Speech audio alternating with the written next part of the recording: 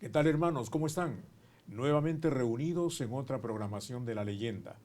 Como todos los jueves, tenemos invitados especiales, invitados de lujo, personajes que quizás tú conozcas, pero cuando dialoguemos con ellos vas a conocer mucho más de la vida de cada uno de ellos y sobre todo también de las tareas que tienen encomendadas en su ámbito profesional.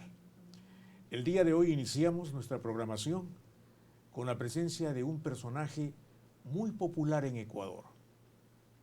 Parece un artista de cine. Va en las calles, le piden autógrafos, le toman fotos con él. Las chicas de 15 y de 80 lo persiguen. Es decir, todo un personaje. Me estoy refiriendo a Héctor Vanegas y Cortázar. Bienvenido, mi querido hermano. Muchas gracias por la invitación, Américo. Aquí estoy en tu programa. Héctor, tú eres un personaje bastante popular acá. No estás en el mundo de la farándula, no estás en el mundo artístico, pero eres admirado y querido como si fueras un artista, hermano. Bueno, eso se debe a una vieja militancia que yo tengo en el ejercicio de mi profesión. La militancia de servir a los grupos más desposeídos, a los más humildes, al trabajador que ha reclamado siempre su liquidación justa o la restitución de su trabajo y en cuya defensa yo he intervenido. A la mujer que ha reclamado el atropello del marido que le pega, que le ofende, o incluso de la familia cuando la mujer es asesinada y a quien yo también he defendido y le he restituido sus derechos y he logrado sanciones en contra de las manos criminales que han acabado con sus vidas. El caso de la cantante ecuatoriana, conocidísima artista Sharon, por ejemplo. Ese es uno de los tantos casos en que mi defensa logró descubrir cómo fue el crimen y logró sancionar a su marido que fue el culpable. Mi militancia ha estado también en el servicio al deporte. Yo fui síndico de Barcelona, fui campeón en el año 2012 y subcampeón en el año 2014. Por lo tanto, en esa área también triunfé, defendí a los 40 hinchas que fueron detenidos injustamente por la policía en ese periodo. Demostré que el hincha Arenita no fue asesinado por Lagartija, el otro hincha de Melec, sino por la policía. Es decir, nuestra militancia ha estado en las calles. Y luego, cuando yo fui fiscal, defendía la ciudad. Combatí bandas delincuenciales muy graves, muy fuertes. Detuve, a veces con mis propias manos, a peligrosos bandidos. Logré su detención y luego su condena. Por lo tanto, Guayaquil y el país que ha observado a través de programas de televisión esa lucha firme en contra de su protección, ha merecido de parte del pueblo, sobre todo del pueblo llano, una profunda gratitud y una profunda admiración. Como concejal, Actualmente, pues eres concejal de la actualmente concejal municipalidad. de minoría, he logrado a través de mi posición firme, de una oposición, yo digo, constructiva en favor de Guayaquil, importantes reformas a ordenanzas e incluso la promulgación de otras ordenanzas que benefician a la ciudad. Nuestras ideas, nuestra voz, siempre en defensa del humilde, del hombre que a veces no tiene cómo hacerse escuchar, ha encontrado ese eco y esa guía que yo he podido trasladar al Consejo Cantonal. Pero siempre esa voz ha sido también escuchada a través de su defensor en tribunales, en conferencias. Y mi militancia está también en el servicio a la juventud. He sido profesor por más de 25 sigue años. siendo, ¿verdad? Sigo siendo profesor, educado en enorme juventud en la Universidad Católica, en la Facultad de Jurisprudencia, en la Universidad Agraria, en la Facultad de Ciencias Agrarias, en la Facultad de Medicina Veterinaria. Es decir, he recorrido con felicidad también esta área tan importante. Y mi militancia está en mi servicio como rescatista de la voluntad de la defensa civil, donde me retiré como su primer jefe, con el rango de coronel. Es decir, a lo largo y a lo ancho de esta provincia y de este país, hay un Vanegas que ha representado en el corazón del pueblo un defensor a sus derechos, a sus intereses y a sus ideales. Héctor, Durante el tiempo que fuiste fiscal del Guayas, tuviste inclusive por tus intervenciones hasta accidentes que casi te cuestan la vida, ¿verdad? Cuando yo fui fiscal, fui firme en la defensa de la ciudad, fui firme en desbaratar peligrosas bandas delincuenciales y en atrapar a peligrosos bandidos. Era yo fiscal de antinarcóticos cuando en una persecución a un grupo internacional de delincuentes, de traficantes de drogas, quedé debajo de una plataforma. Mi carro quedó sepultado debajo de la plataforma. De ahí me sacó la policía, pensaron que estaba descabezado, pero yo alcancé en el último instante a acostarme y tuve un desprendimiento de una parte de mi cara, producto de lo cual llegué con el ojo un poco salido, lastimado. Aquí tengo fracturada mi pupila, yo veo doble, agarro bien, pero veo doble de este ojo. Inicialmente se dijo que iba a quedar ciego y por esta razón estuve 3 días en coma. Se me hizo una operación, una cirugía aquí y aquí abajo, no sé si ves cómo me jalaron, estoy cosido aquí abajo. Y el médico me recomendó que ande con una gorra. Entonces le dije yo al doctor Requeiros, eso es imposible. O sea que el sombrerito es que no solamente es tu característica, sino algo que te protege. El sombrero es el testimonio de mi servicio a la ciudad. Un testimonio que además representa mi valentía en esa lucha a la delincuencia y que protege esta cicatriz para que no le dé sombra, ¿no es cierto? Con el tiempo, Requeiros me dijo, ya no es necesario que use sombrero, pero cuando salí a la calle no podía caminar porque necesitaba de esta parte que es de mi atuendo. Y por eso es que la cicatriz no cogió sombra, no se la nota. Tal vez si te acercas mucho ves aquí como estoy cosido también en la nariz. Y se me recomendó andar con gafas. Por eso muchas veces uso las gafas.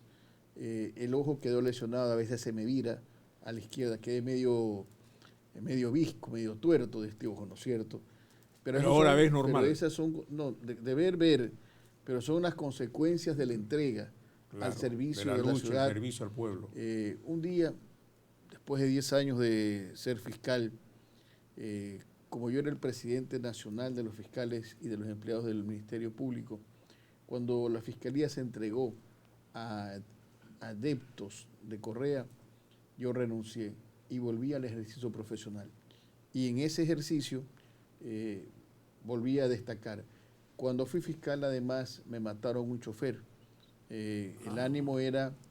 matarte a ti. Era matarme a mí, pero por una cuestión de gajes del destino, ¿no es cierto? Yo salí 15 minutos antes en el auto Terracán blanco, y cuando se dieron cuenta que había salido, el chofer salió atrás en un carro policial blanco, Ford grande, pensando que yo estaba saliendo en el carro, porque esa era la hora en que me tocaba salir. Lo mataron a él a 4 cuadras de mi casa. Qué pena. Hace unos años también me mataron a otro chofer en un asalto del cual fui víctima. He tenido mala suerte porque generalmente, y digo esto, no he sido yo el baleado, sino los que han estado al lado mío. Claro. Por eso a veces cuando voy al lado de las personas, me dicen, no tiene miedo, doctor, no, mi mala suerte, matan al de al lado. Entonces el hombre sale, deja de caminar al lado mío. Héctor, por estos días Ecuador atraviesa una crisis por el paro causado por los indígenas. Si en tus manos estaría solucionar este paro, ¿qué acciones tendrías? A ver, es que el paro no lo ocasionan los indígenas, lo ocasionan una reclamación social, de una falta de atención a una serie de necesidades. Tú no puedes negarle al país, que es un país, el nuestro, en extrema necesidad de atención de trabajo, de una enorme pobreza que no ha podido superar, de falta de atención a la educación, de la elevación de la gasolina de forma indiscriminada e innecesaria. Y así, cada una de las cosas que hay, además del gran auge de la delincuencia, que hacen que un grupo social, en este caso los indígenas, decidan marchar y decirle al gobierno y al país, basta, necesitamos una atención de estos problemas. Pero ¿quién no comparte esa marcha en cuanto a su sentimiento de que sus ideales, de sus posturas, de que sus planteamientos son necesarios y que afectan a una comunidad? Tal vez el guayaquileño, tal vez el orense no marchó, pero espera que esa marcha tenga como resultado positivo la atención de los puntos que han reclamado. Porque ese es el problema del ser humano. Cuando tú dices, ¿estás conforme? No estoy conforme. ¿Quisieras marchar conmigo para reclamar? Claro que quiero marchar. Y el día de la marcha tú no vas. Esperas que otro pelee por ti y que otro consiga el fin. Cuando no se logra eso, ¿qué te dicen? Ah, no, por gusto hicieron el paro. Ah, no, fue excesivo el camino. Pero mira, cuando uno tiene militancia en la calle y ha sabido caminar y ha defendido causas sociales, sabe que esa caminata, esa bandera que tú has enarbolado alguna vez, esa bandera está impregnada en una serie de causas sociales que todos los pueblos del mundo lo han hecho en algún momento. Y esos movimientos sociales son los que a veces hacen las grandes transformaciones y a veces ponen o tumban gobiernos. Entonces, esta marcha social, lamentablemente... ¿tiene excesos, no crees tú?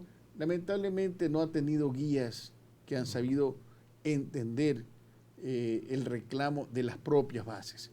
Porque de repente tú te desconcentras cuando la base desautoriza al que está al frente. Entonces no ha habido esa fuerza conductiva que requiere una marcha social. Y no ha habido un protagonista cierto, ¿de acuerdo? Se han cometido errores de ambas partes.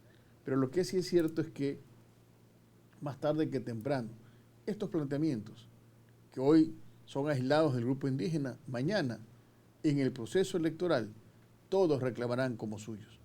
Y en el proceso electoral que se avecina ahora en febrero, quienes se identifiquen con esos procesos de reclamo, con esos planteamientos, tal vez de una forma diferente como se han hecho ahora, serán los grandes triunfadores de las elecciones de febrero del año 2023. ¿Sabes qué cosa me preocupa a mí muchísimo? En Perú, en la década del 60, 70, 80, así se inició el sendero luminoso. Y a veces da un poco temor que vuelva a repetirse eso en otro país. ¿Qué piensas tú al respecto? El Perú de esa época vivió el gran abandono, la gran desatención al sector rural, ¿no es cierto? Y cuando se hizo la gran campaña a través de Punta del Este, en donde el presidente Kennedy planteó que era necesario volver a una reforma agraria integral y vendió esa idea a toda América, cometió una serie de errores en cuanto a su integración.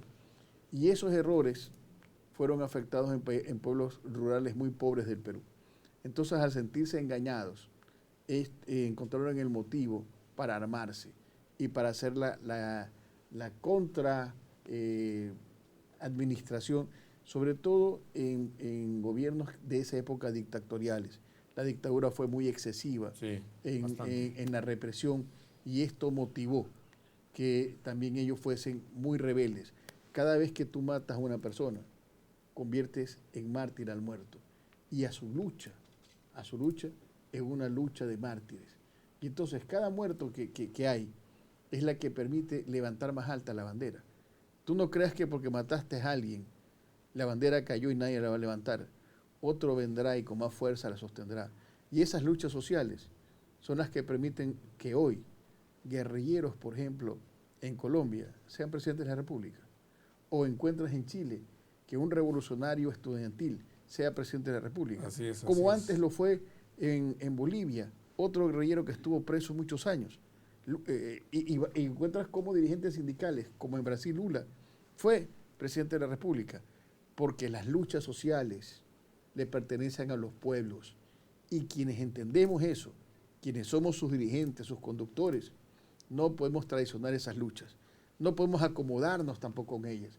Eso no lo entienden los grupos de clases altas que acomodan sus circunstancias en clubes de oligarcas. En nuestro país el de la Unión, el Tenis Club, y ahí reparten quiénes serán los dirigentes de los gobiernos seccionales y provinciales. Los pueblos no juegan esas cartas y cuando se descubre cuáles son las intenciones, se alzan y cambian. Por eso hoy, 20 años después de lo mismo en una ciudad como Guayaquil y de lo mismo en una provincia como Guayas, hay un enorme movimiento de oposición, de rechazo y de rebelión. Nosotros, en las urnas, vamos a darle una lección a la provincia y al país. Viene una nueva generación. Eres candidato a la prefectura de Guayaquil, ¿verdad? Del Guayas. Soy candidato en el Gran Frente Cambio Guayas 2023, que agrupa varios partidos políticos que me han pedido que yo abandere esta lucha, esta causa. Y lo hago lleno de optimismo, de felicidad, porque en mi recorrido, en ese recorrido y en esa militancia se encuentra la esperanza de tantos años de caminar, de escuchar, de entender a un pueblo que quiere un cambio. Y ese cambio lo represento yo con la frescura de mis años ya mozos y con esta edad ahora de hombre experimentado, de profesional triunfador. Es posible, Américo, que un hombre humilde, hijo de profesores, como yo, profesores fiscales, pueda haber profesores fiscales, pueda haber triunfado producto de su esfuerzo, su dedicación. Yo tengo a mi haber 14 títulos universitarios, tengo varios doctorados. ¿Cuáles son los doctorados? Menciónalos, Héctor. Tengo el doctorado en jurisprudencia, el doctorado en ciencias jurídicas obtenido en La Habana. Es decir, un hombre humilde que le ha puesto corazón, que le entregó vocación al estudio y sobre todo a su profesión, puede triunfar. Y ese hombre humilde, ¿no es cierto?, nunca se desprendió de las causas sociales. Por eso es que yo defiendo al pobre y le cobro al rico. De esta manera yo tengo la comodidad que otros quisieran tener. Y de esta manera mi oficina está llena de personas que tengo que atender diariamente. Esa lección que la aprendes solamente en la vida, en el cotidiano caminar, te deja también un compromiso, servir a tu comunidad. Y es lo que yo voy a hacer. A esta altura de mi vida, ya casi los 60 años, yo no necesito más riqueza de la que tengo. ¿Eres un muchachón todavía? Sí, pero ya no necesito más riqueza de la que tengo. Y tengo todavía mucho que dar a mi provincia, a mi país, sirviéndola, atendiéndola, defendiendo. Mis manos no tienen compromiso con oligarcas ni con la derecha. Mis manos no están atadas a grupos políticos que le han hecho daño al país y que hoy prefieren alejarse, ¿no es cierto?, y no comprometerse en hechos que ellos mismos han provocado. Héctor, interesante todo lo que estás hablando. Yo creo que sirves de ejemplo para mucha gente joven que está empezando a luchar en la vida. El camino es duro, pero si uno se esfuerza va a llegar adelante. Pero insisto en lo que te dije al comienzo. Si en tus manos estaría solucionar esto, ¿qué harías tú en este momento? A ver, es evidente que lo primero que hay que hacer es saber entender que uno tiene que bajarse del pedestal donde está. Y saber que al hacerlo, tiene que acercarse más al pueblo para entender cuál es su necesidad. No desde la visión solamente de estadista, no, desde el pueblo. Cuando tú te divorcias de ese entendimiento, cuando tú no quieres escuchar sino a tus asesores, al grupo que te hace la pleitesía, que te baja la cabeza y que no tiene la dureza de criticarte, y que cree que todo lo que tú estás haciendo es lo correcto y te aplaude el abuso y el error, entonces tú te divorcias más de los reclamos populares. Lo primero que hay que hacer es un acto de contrición y decir, tengo el deber de escuchar. Y escuchando vas a encontrar una solución en la sinceridad de tu mensaje, que no lo transmite el gobierno lamentablemente. En la sinceridad de la estrechón de tu mano vas a encontrar también reciprocidad, pero si tú eres hosco, vas a recibir también terquedad del otro lado. Entonces, el gran problema es que encuentras dos frentes, los dos antagónicos y los dos queriéndose robar la película. Aquí la única película es el país y en ese país el único ganador es el pueblo. Y para eso tú tienes que entender que o eres tú con tu soberbia o es el pueblo con su necesidad. Y por eso, si yo fuese, me sumaría a un pueblo al que hay que atender. Y por eso voy a ganar, porque yo entiendo lo que el pueblo necesita y porque yo no necesito millones para hacer promoción de lo que yo soy. Tú vienes de abajo, tú has sido totalmente pueblo, has sido muy pobre. Bueno, mis padres eran profesores de colegios fiscales, Claro. Mi padre fue rector del colegio 21 de julio en Yaguachi, y de ahí él salía todos los días, antes había que coger Gabarra para trasladarse de Guayaquil a Durán y de ahí a Yaguachi en bus, y así yo me eduqué. De esa casa humilde de Colón y Carchi, donde yo nací, donde yo viví 27 años de mi vida, aprendí en la necesidad, ¿no es cierto?, la humildad y la grandeza. Porque el hombre que es pobre no es menos. No, El hombre que es pobre no. sabe valorar cada centavo que tiene. Por eso yo, cuando salgo a comer algo, con $2 comen todos los que me acompañan. Y si no les gusta, pues sufran. Pero conmigo tienen que entender que la necesidad te hace grande. Y esto no se trata de ser tacaño o avaro, se trata de ilustrar, de enseñar a la gente que hay gente que no tiene, que necesita, y que tú tienes que entender esa necesidad. Héctor, Dime cómo una familia puede vivir con $400 al mes. un sueldo básico. No hay persona más desesperada en el país que el trabajador y su familia. Pero hay otros que están más desesperados que ellos, que son los desempleados, Claro. que tienen familia. Cuando tú buscas y quieres entender por qué hay tanta delincuencia, la respuesta es en la pobreza, pues. Si no hubiese tanta pobreza, no habría tanta gente que roba, tanta gente que estafa y tanta gente que mata. El momento que tú logres romper esa falta de atención, no regalando cosas. La gente no quiere que le regales un plato de comida. Un día. El año tiene 365 días.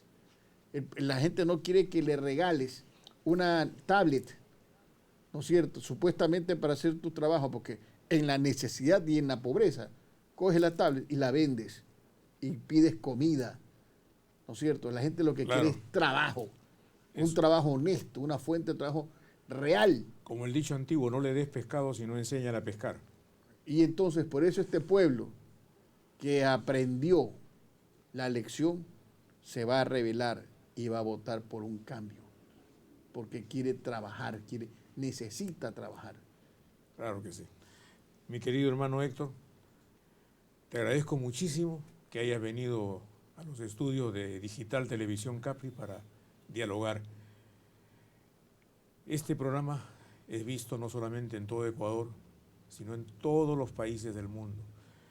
El programa anterior me agradó bastante, tuvimos un récord de 15.700 televidentes en el programa. Espero que contigo mañana y todos estos días tengamos muchos más televidentes. Bueno, eres un hombre franco, hermano. El récord se aumentará, porque el mensaje que necesita ser escuchado, transmitido y reproducido hacia todos los lados tendrá eco en este programa y en el mensaje que estoy dando. Vanegas recién empieza este camino y de mí tú vas a escuchar muchas cosas en lo futuro, buenas. Somos constructores, tú y yo constructores. Así es, hermano. Creemos en un orden de rectitud y el gran arquitecto del universo es el único que guía nuestros pasos. Por eso no le tenemos temor a nadie. Así es, mi querido hermano. Héctor, nuevamente, muchas gracias, mi querido hermano. Gracias, hermano. Seguiremos en contacto como siempre. Así será. Y ustedes no se muevan, porque ya retornamos con otra importante entrevista.